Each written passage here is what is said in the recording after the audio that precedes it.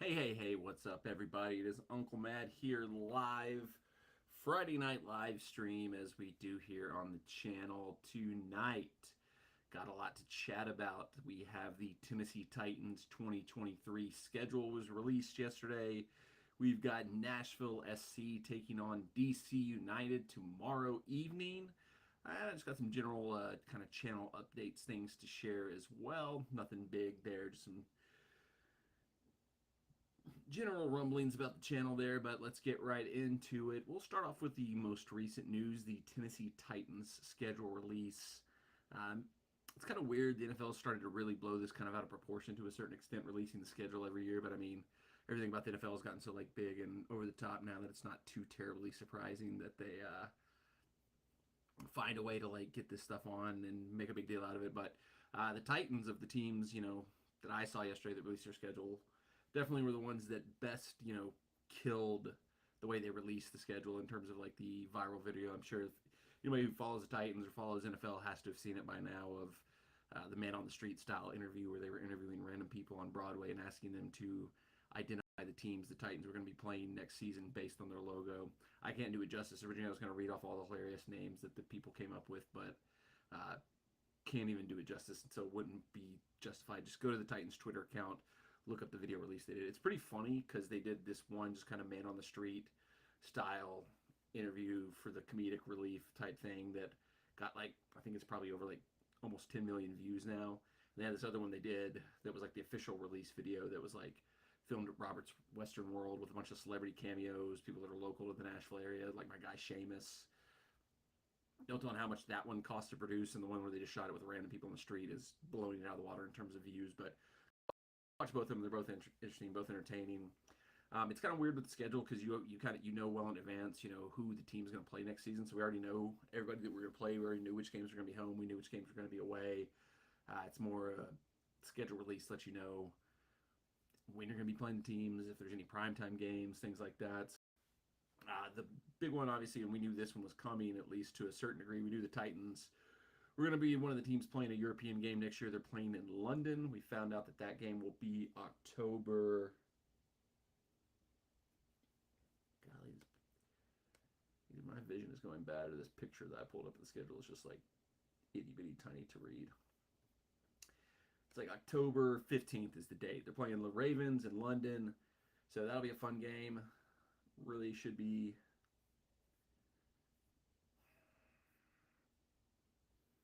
I had everything all ready to go. That's super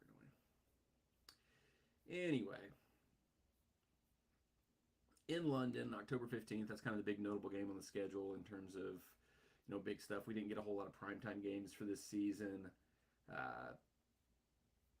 Not a huge shock there after the season we had last year that we wouldn't be featured much in primetime. Two primetime games, but they're both on the road. We've got the Steelers.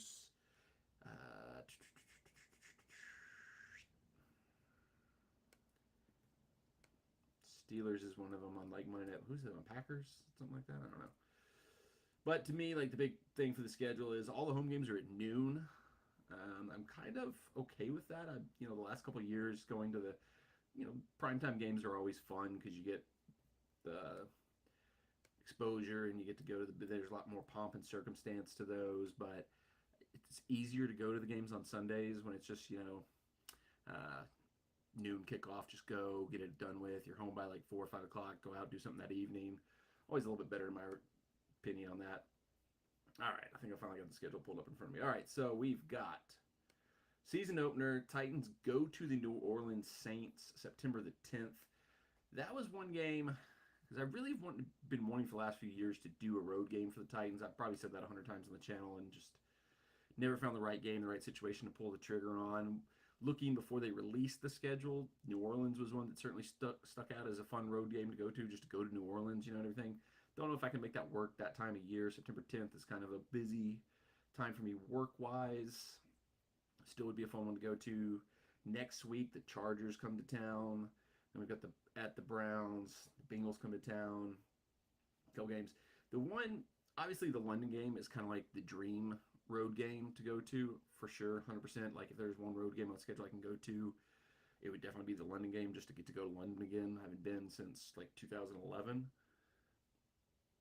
There's been talk among certain members of my family about trying to make that trip happen, so we'll see what happens there.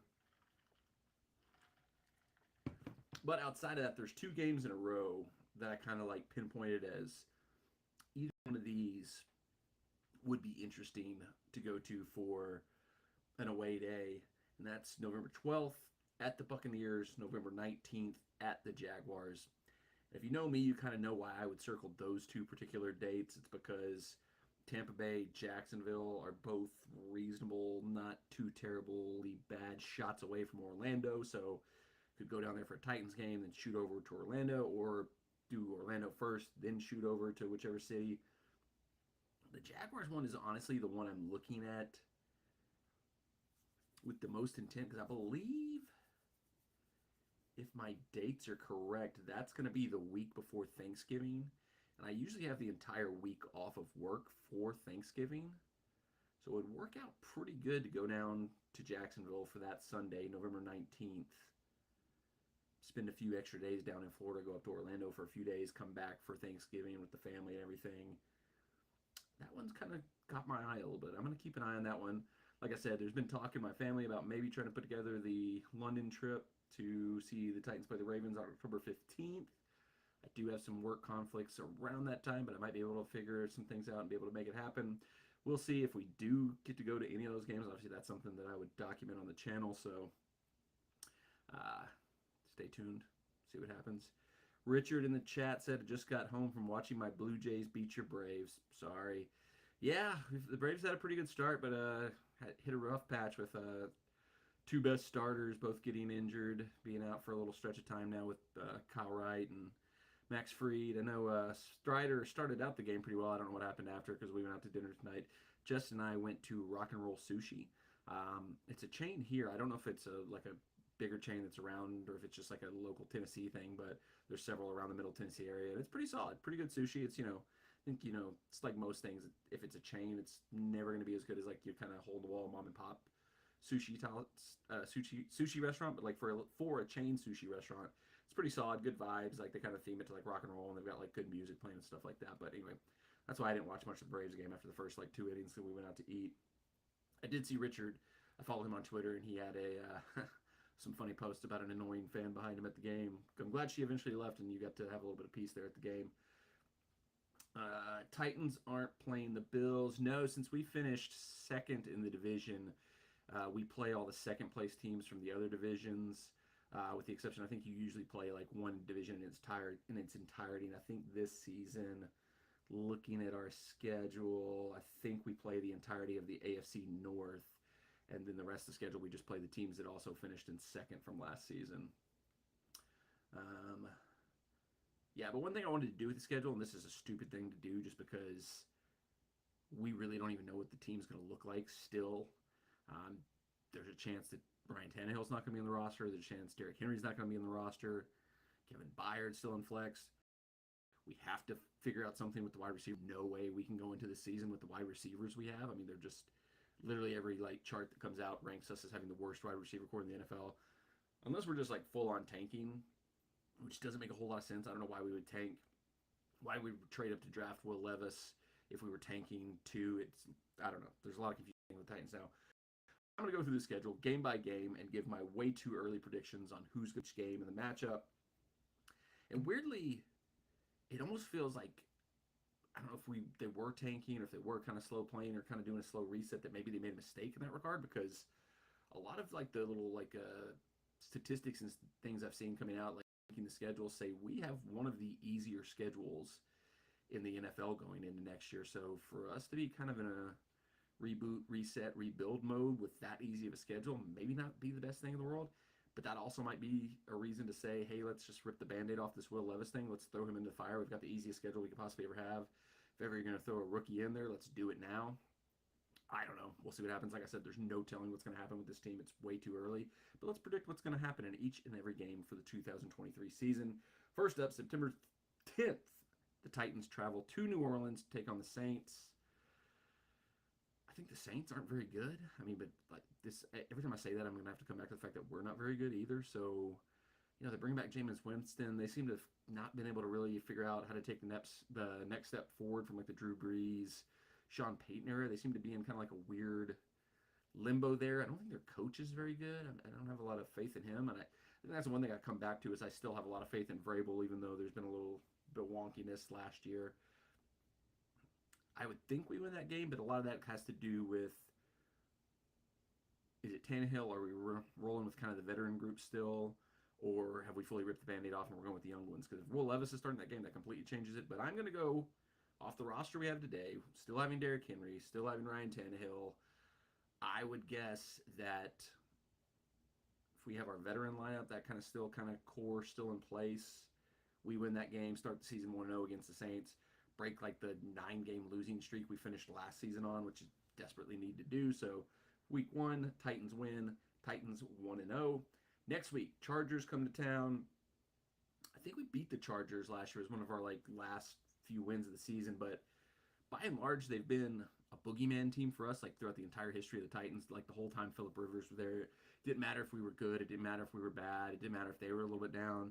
Felt like every time we played the Chargers, they beat us, and a lot of times like beat us handily. I've not been as high on Justin Herbert as like a lot of people are, and I know he's very popular. He's, you know, a lot of people think he's right up there with some of the other quarterbacks in the league, but I'm not convinced by him. I think he's like Marcus Mariota with a stronger arm, and I don't know if that's just like the Oregon thing or if that's just like a lingering bitterness for me towards Marcus Mariota, but like he seems to have all the tools, but he seems to have that same kind of like lackadaisical, not really fully invested kind of demeanor that Marcus Mariota always seemed to have. And he's got a better arm, he's better physical tools than, you know, Mariota had in terms of being a quarterback. But I don't know, I'm not fully sold on him, but like this feels like we're still in flux. We're trying to put things together. They should, in theory, be a little bit ahead of us and where they're supposed to be in their rebuild. So, you know, they're a team that was disappointed not to make the playoffs last year. I also think their coach is kind of an idiot. Like, he just seems like a real dummy. Like, he cost them, like, so many games, it seems like, the last couple years. But it feels like that's, like, a game where we'll be a little too high if we win that first game. We'll get a little ahead of our skis, maybe. And Chargers, who, I mean, he's a capable quarterback, but I don't think he's as good as everybody thinks he is. But I'll give the Chargers to win that one. So 1-1 after that one. Next week, the Titans go up to Cleveland to take on the Browns. I think the Browns stink. They did just trade today to get another pass rusher to complement Myles Garrett, so that's not great to see, especially knowing the issues with our offensive line. There was a weird tweet from like Mike Herndon this week, and I really like Mike Herndon's stuff, so I don't want to criticize him too much, but he was like kind of going off about how like people are over emphasizing the improvements on the Titans offensive line. It's like, well, you still signed a, you know, kind of a washout left tackle from the Eagles, a backup kind of flex left guard from the 49ers. And is it, or do we suddenly have the best offensive line in the NFL? No. Are we 100 times better of an offensive line than we had last year? 100% yes. There's just no scenario where the offensive line could be worse than it was last year. Is it going to be like top level Eagles offensive line? No, but I mean, any improvement takes this team 100 times ahead of where it was last year. So, but having Myles Garrett and what's his name, Zadarius Smith, I think that they just traded for on either side, that's really dangerous. But I think, I don't know, I think maybe he bounces back now that he's had a full year back. But I think Deshaun Watson kind of looked a little washed last year. You know, he's coming off all the controversial off the field stuff, multiple knee injuries. I don't know if that dude has it anymore. That might end up being like the worst move in NFL history. All the Browns gave up to get him. So just in spite of him because he's kind of a scumbag. I'm picking the Titans to win that game and to go to 2-1. Do you ever do NFL Survivor Pool? I never have. No. I do little fantasy league that we go up to Kentucky for every year. Bet a little bit here and there on games and stuff like that, but I've never done a Survivor Pool. I feel like I would immediately get knocked out of a Survivor Pool because I would take like the biggest favorite ever that would immediately get upset. Like I think like I'm so bad at gambling. There was a game earlier this year in the NBA that I took the under for. I just saw. I rarely do anything on my own. Most of the time, it's stuff that I like see other people like tweet out or bets people give out on podcasts. And somebody gave out the under, and it was like Philadelphia, Miami, maybe. And they gave out the under, and it ended up being like the highest scoring game in NBA history or something like that. And I was like, yep, this is why I suck at gambling. So yeah, no, I've never done an NFL Survivor Pool. Most likely because I would get eliminated almost immediately. All right, so the Ohio doubleheader next week after the Browns game. The Bengals come down to play the Titans. I've got a friend from Ohio, a German friend who spends some time in Ohio. I've got myself into some trouble in the past with the way I've talked about FC Cincinnati, specifically their stadium, specifically the area of town their stadium's in. So I've got a bit of a personal stake in the Cincinnati game. The Bengals really acted like they won the Super Bowl when they came here and beat us last year. Like Ted Karras was saying "F you Tennessee, F you Tennessee." Their little fifth string white wide receiver did a backflip after they nailed it. It was the most ridiculous thing. I don't know if there was some kind of weird back channel stuff that people were funneling them that the Titans had been talking crap about them, or I don't know why. It was the weirdest thing ever. They just acted like they just won the Super Bowl, or they defeated this evil villain, or finally overcome their biggest rival. And I was like, you knocked us out of the playoffs last year when we were the number one seed on our home field, and then you come in and win another just regular season game on our field and act like it was some kind of great achievement, and you fought off all the odds and all the haters and everything. It was really bizarre, and it made me really kind of not like the Bengals. They're kind of creeping into don't like you territory, but I've always kind of been a fan of Joe Burrow, so it's kind of hard, but the rest of his team kind of got under my skin in that game.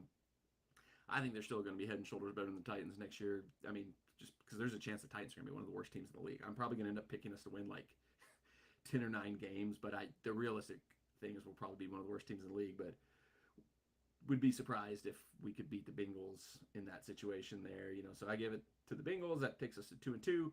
Colts come to town next week. It's going to be really interesting to see how this whole thing plays out over the next couple of years with the 3 quarterbacks drafted in the AFC South. I think everybody feels pretty good that Trevor Lawrence, drafted a couple of years earlier than the 3 this year, is probably going to turn out to be pretty good, but Stroud with the Texans, Richardson with the Colts, and Levis with the Titans, all 3 are kind of up in the air crapshoots. What's going to happen with them? There's a chance Richardson's starting that game. I don't know who they signed. Gardner Minshew, is he their kind of incumbent starter right now? Is he going to be starting by week 5 when they've got their fourth overall pick quarterback sitting on the bench still? We might be seeing Richardson at that point in time, and if we are seeing Richardson, I think that favors the Titans because most of what you hear, most of what you see is that he's going to need a lot of work to get up to speed in the NFL, and so week 5 of the NFL season, you would kind of expect him not to be really that great there. But if we're playing Levis, once again, I'm going on the assumption we still have Ryan Tannehill, still have Derrick Henry. I'm going to give that as a win to the Titans. That pushes the Titans to 3-2. Richard says, what's the over-under for Titans wins this season? I believe, I could be wrong about this, and this may have changed. I believe the first one that got released I saw was at 7.5. I don't remember if that's accurate or not. That's the number I have in my head that I remember. I think that when they first put out the over-unders for the season, it was 7.5.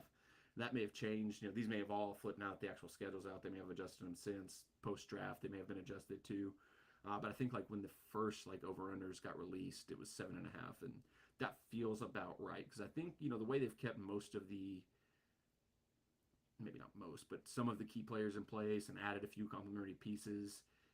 It doesn't feel like we're going to be just a complete disaster team. It doesn't feel like this is a 3-14, 2-15 type season. It feels like it's going back to the traditional days of the Titans being right at 500 or just below. So 7.5 feels about right where it should be for the Titans.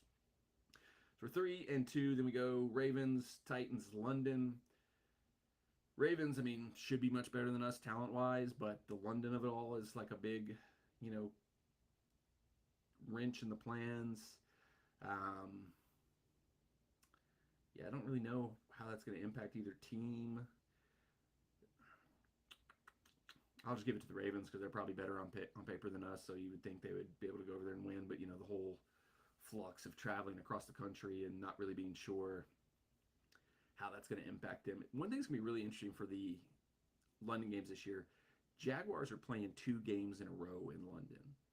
It'll be interesting to see how much that kind of impacts them before and after that 2-game stretch. Like, does it take them a couple weeks to get back into sync? The Titans are taking their bye week after their London game. I think the NFL gives the teams the option if they want to take a bye after the European trips if they go, and I think it looks like the Titans did choose to do that. Kind of sucks because that gives us like a pretty early bye. That's week 7, but at the same time, it's probably pretty hard to do all the London travel and then come back and play 7 days later. So it makes sense to take your bye there. But that's got the Titans 3-3. Then we got Falcons and Titans, the Arthur Smith Bowl. I'm really like not sure what the Falcons are doing. Like they're really bizarre. Like it feels like they're like slow playing the build, and like you don't, you're getting less and less time to do these type things in the NFL. Like it's not quite as bad as it is in like European soccer where Chelsea's fired like 6 managers in one season. But I kind of worry about Arthur Smith because it feels like they're going really slow in trying to build that roster.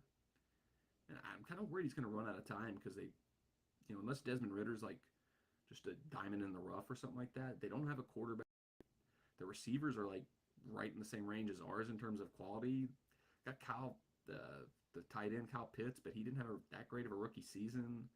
They drafted Bijan Robertson, who's probably going to be sick, but they already had like Cordero Patterson and another running back, so I don't know if they needed a running back.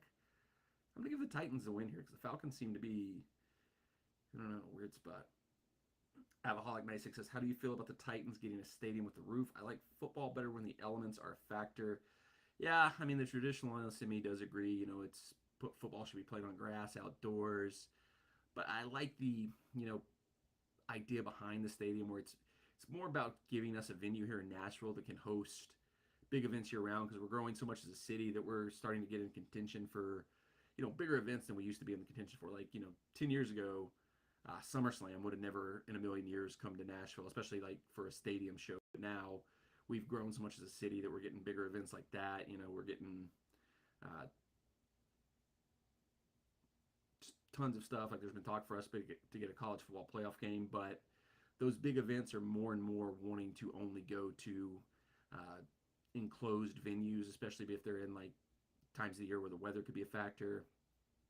So in terms of like, for the purity of the football, it's not great, but if we get WrestleMania out of it, if we get like Final Four out of it, if we get college football playoff games out of it, if we get a Super Bowl out of it, that would just be awesome for the city of Nashville. Those would be awesome events to potentially get to go to as a Nashvilleian. So in terms of the events and the growth and the opportunity to kind of help Nashville continue to become a bigger city, I like it.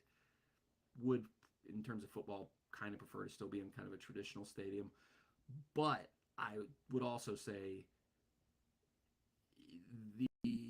any game that we play at Nissan Stadium before, November, I dying of heat exhaustion at the game. So in that regard, it might be nice to be in the sun.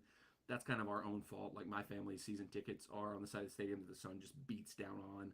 So even into like, it can be like 60 degrees outside, but when you're sitting directly in sunlight for like 3.5 hours, it feels like it's like 90. So I've melted at Nissan Stadium for 25 years sitting directly in the sun. So having a little shade, not the worst thing in the world. Buffalo in January sucks. I'm sure it does. But at the same time, how much of an advantage is that for the Bills that they're a little bit more used to the climate, used to the weather? Dolphins, team like that comes up to Buffalo in January. What a huge advantage that is. That's another reason I'm not too totally against putting the roof on the stadium in Nashville because, like, the weather here isn't really like any kind of advantage we want to keep. But, like, places like Buffalo, places like Green Bay, feels like the weather's a huge advantage that you wouldn't want to take away from yourself by putting a dome or a roof on your stadium there. But back to the schedule. So we beat the Falcons. That takes us back over 500, right? One. I'm pretty much just going back and forth wins and losses. So yeah, we'd be 4-3. Play the Steelers. I'm not really sure about the Steelers. Like, Mike Tomlin, I kind of feel like Vrabel is kind of like the new Tomlin where no matter how bad the roster is, he's a good enough coach that he'll always have, the Titans being competitive and being in the mix. And that's kind of how Steelers are. I mean, they, for the most part, on paper, looked like they would have been a terrible team. Rookie quarterback, a lot of transition last year, and they still were sniffing around and almost like sneaking into the playoffs as a wild card team this year. So, two teams will be in a similar place. I don't know. I don't want to just keep going back and forth and say we're just going to go, but I'll keep doing it. So, I'm going to give the Steelers that one. We go 4-4. We just keep going win, loss, win, loss, win, loss, win, loss. Next one, we go down to Tampa. Titans at Buccaneers. Bucks just, look like they've completely blown it up post Brady. They may be a team that's just sitting there hoping to not have a great season and be able to get somebody like Caleb Williams. We're going to go back and forth again. Titans win to go 5-4. Then we go to Jacksonville. This is a game I talked about maybe being able to go to. I'm going to give the Titans a win here. We're going to, the first time that we break the streak of do we go back and forth with wins and losses, because everybody's really high on the Jaguars. Everybody's like really like, oh my God, Trevor Lawrence. They were in my opinion, incorrectly called fumble on Josh Dobbs away from not being in the playoffs last year, and for the Titans being one of the worst teams to ever make the playoffs last year. So all this like talk, everybody's like kind of high on the Jaguars. The Lions too. The Lions are another team where I don't understand why like everybody's really high on them all of a sudden. Like they got the NFL like Thursday kickoff game against the Chiefs. I don't know why. I don't know where all this like Lions love is coming from, but the Jaguars too. It's like pretty sure they were 8-8 and needed a few lucky breaks to get into the playoffs. Needed the Titans to go on like an unprecedented losing streak for them to get on the playoffs. So I'm not that high on the Jaguars. I'm not that sold on them. They let some of their key weapons go this offseason. They didn't really do much in the draft. I think the Jaguars, maybe were a year or two ahead of where they thought they'd be. I think the Titans are going to bring the Jaguars back down to earth and get a win there to go to 6-4. Jake Thompson, how's it going? It's going pretty good. I feel a little like the last couple of weeks I've been like tired and just worn out by the time I got home and did these live streams on Friday night, but had a good night. Went to the Rock and Roll Sushi, ate a little sushi, feeling pretty good. Titan schedule's out. Nashville SC has been playing well lately. Things have been going pretty good lately, so good spirits.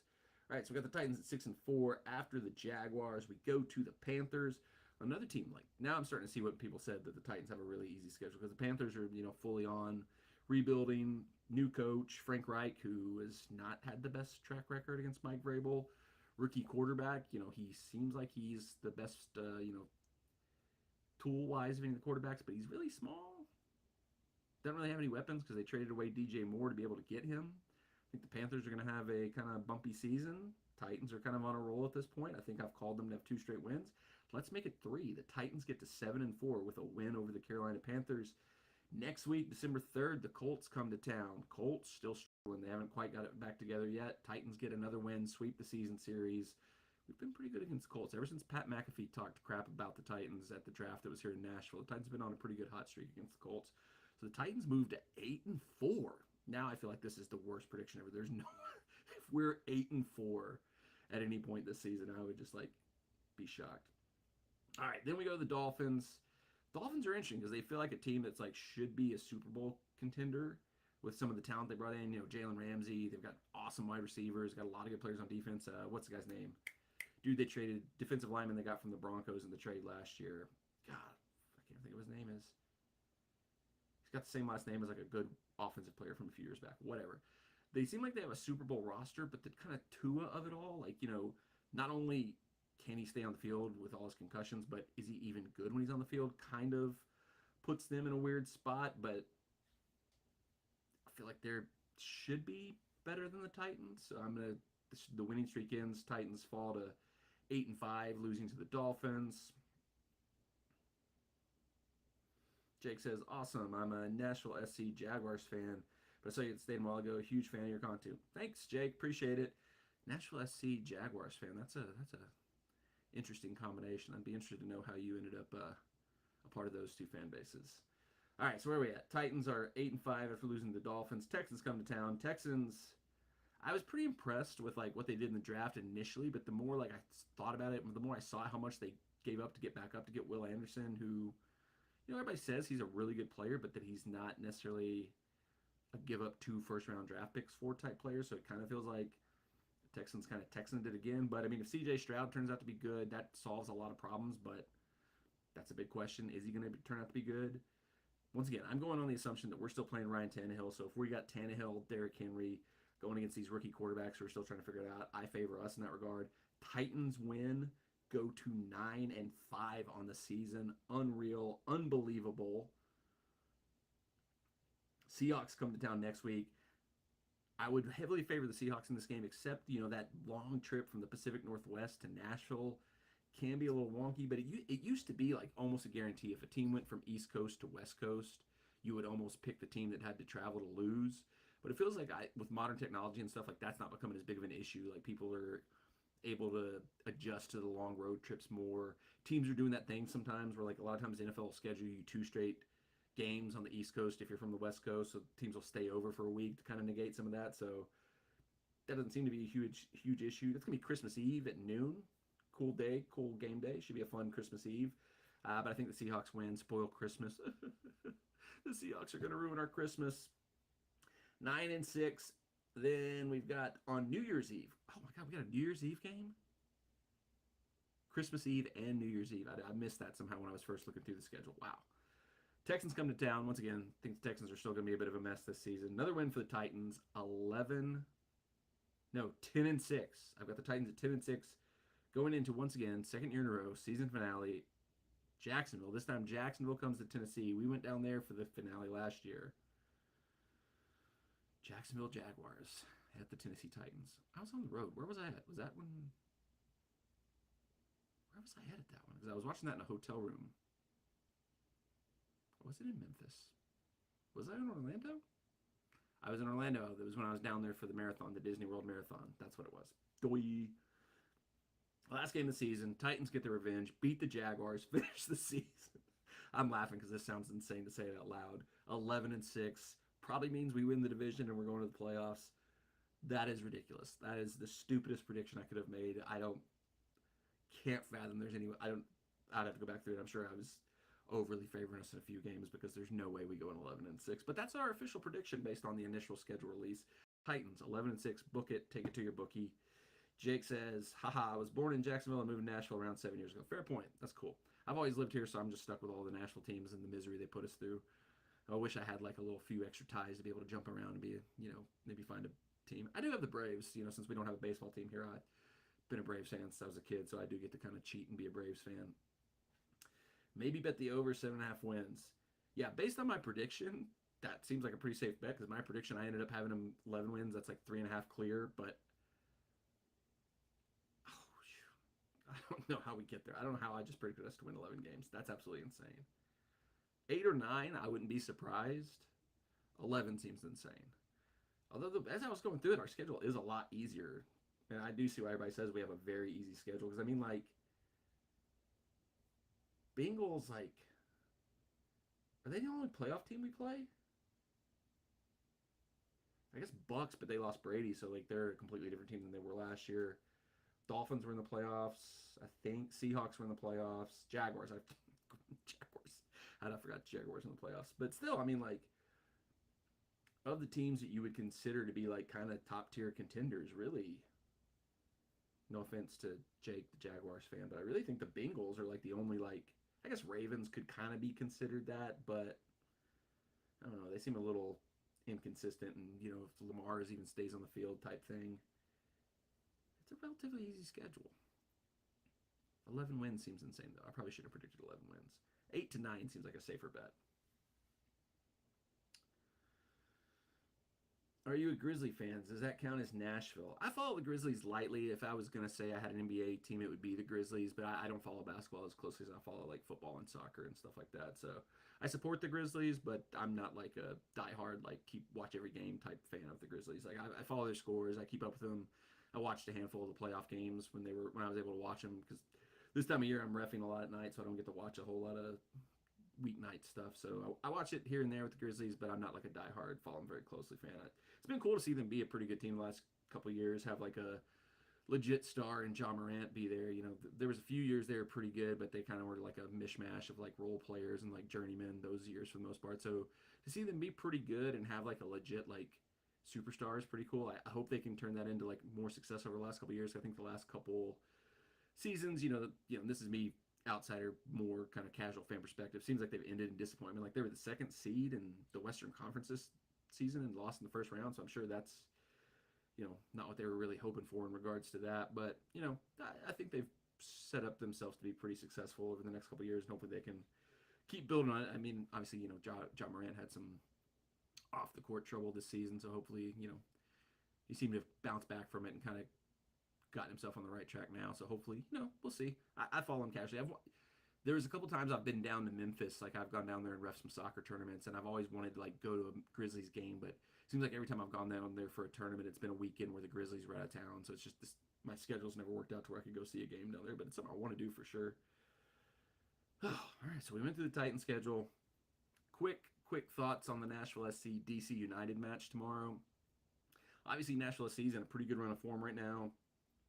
The diamond midfield that Gary Smith has switched us to has worked really effectively. It's kind of like the ultimate like Gary Smith like managerial like put your nuts on the table type situation, because not only did he change the formation, but he also like shoved Alex Muyl in everybody's face, because like a lot of the Nashville SC fans don't really appreciate Alex Muyl. I'll say I'm one of them. I'm one of the people who's been a little critical of him getting games sometimes, but Gary Smith has unlocked everything that makes Alex Muyl like an effective MLS player by kind of playing him in this hybrid winger / central midfield role, where like we start out in like a 4-4-2 diamond, but because Muyl's got the flexibility to also kind of shift to wing, because Fafa Picault can kind of tuck inside as a striker or a winger, like he will in game shift it from a diamond 4-4-2 to more of a traditional 4-4-3 or 4-2-1. It's given us a lot of like tactical flexibility. It's like for the first time in Nashville SC's history, we've like competently been able to employ the press against teams, force teams into making mistakes. We've been more aggressive in attack because of that. So it's like looked really fun for the last couple of weeks, which makes me think we're due for a Gary Ball game for sure. And if you think about it, like on the road, kind of mid to low tier opponent, that is when Gary really pulls out the Gary Ball and like really just drives everybody insane, and all the goodwill he's built up over the last few weeks is going to have everybody screaming back to Gary out, Gary out, Gary out.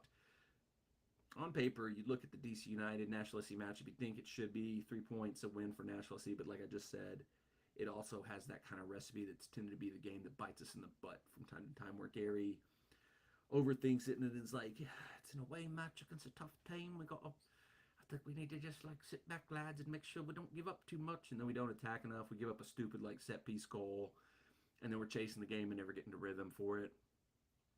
I hope that's not what happens. I think, on form, on the way we've been playing, you'd expect like a 2-0, 2-1, 3-1 win for Nashville SC.